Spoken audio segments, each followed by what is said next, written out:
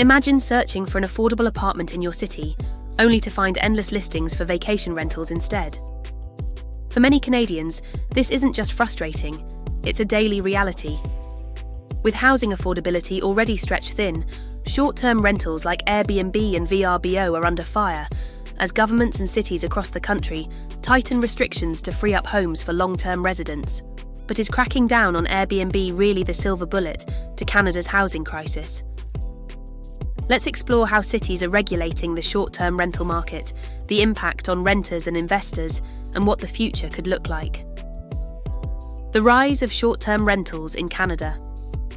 Platforms like Airbnb exploded in popularity over the last decade, allowing homeowners to rent out spare rooms, basement suites, or entire homes to visitors.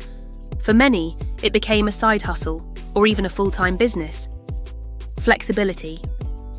Homeowners could earn extra income, especially during high-demand seasons. Tourism boost. Cities enjoyed increased tourism spending as travellers sought affordable, unique stays. Profitability. In hot housing markets, renting short-term often generated more income than long-term leases. However, as short-term rentals grew, so did concerns. Fewer homes were available for locals, neighbourhoods felt the strain of transient tenants, and rents climbed. The housing supply crunch. Canada is experiencing one of its most severe housing affordability crises in decades. The federal government projects a shortfall of nearly 3.5 million homes by 2030 if current trends continue.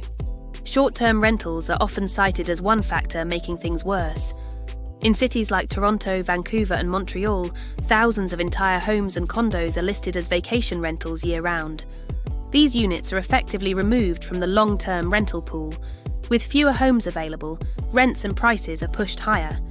For example, a 2023 study found Toronto had more entire homes listed on Airbnb than long-term rentals available on the market.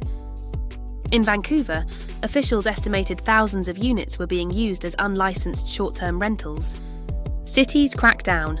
New regulations across Canada. To address the issue, municipalities have introduced stricter rules. Here are some highlights. Toronto-only primary residences can be listed as short-term rentals.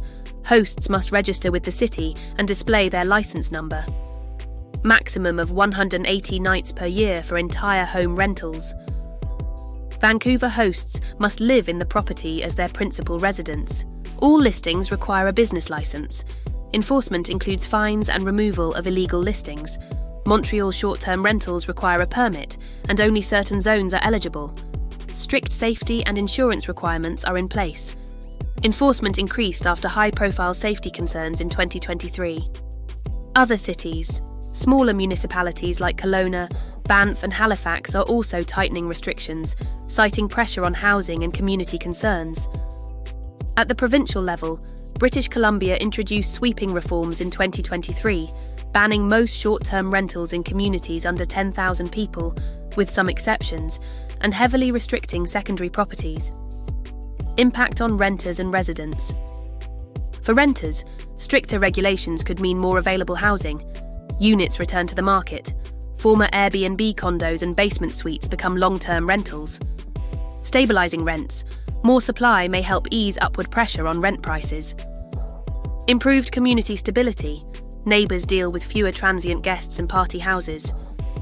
While these benefits are welcomed by many, it's still debated whether restrictions alone can meaningfully impact Canada's housing crisis. Impact on investors and hosts. For investors who relied on Airbnb income, the crackdown poses challenges. Reduced profit margins. Long-term rental income is usually lower than nightly Airbnb rates. Regulatory risk. Owning multiple properties dedicated to short-term rental is no longer viable in many cities.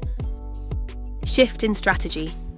Some investors are pivoting to medium-term rentals, e.g., 30-plus day furnished stays for students or corporate workers, or selling properties altogether. Still, not all hosts are negatively impacted. Homeowners renting out a basement suite or spare room can often continue legally, provided they follow registration rules. Does it really work?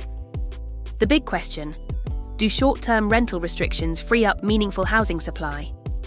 Evidence is mixed. Positive. In Vancouver, Early data showed hundreds of units shifting back into the long-term rental market after the city's 2018 crackdown. Limited, critics argue short-term rentals represent a small fraction of the overall housing stock, so restrictions alone won't fix affordability. Global perspective.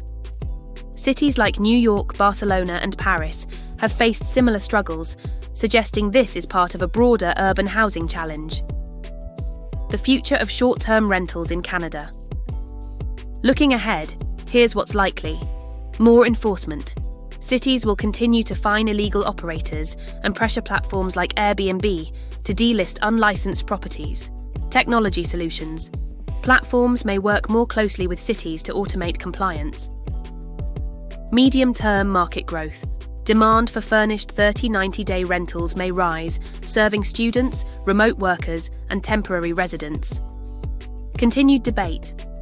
While restrictions help, Canada still needs massive new construction to meet long-term housing needs. Conclusion. Short-term rentals like Airbnb have undeniably changed the way people travel and invest. But as Canada battles a housing affordability crisis, cities are taking action to ensure homes remain for residents first. Whether you're a renter hoping for relief, a homeowner renting out your suite, or an investor weighing your next move, the short-term rental landscape is shifting fast. What's your take? Should cities continue cracking down on Airbnb to free up homes, or do you think it barely makes a difference in the bigger housing crisis? Drop your thoughts in the comments. I'd love to hear your perspective.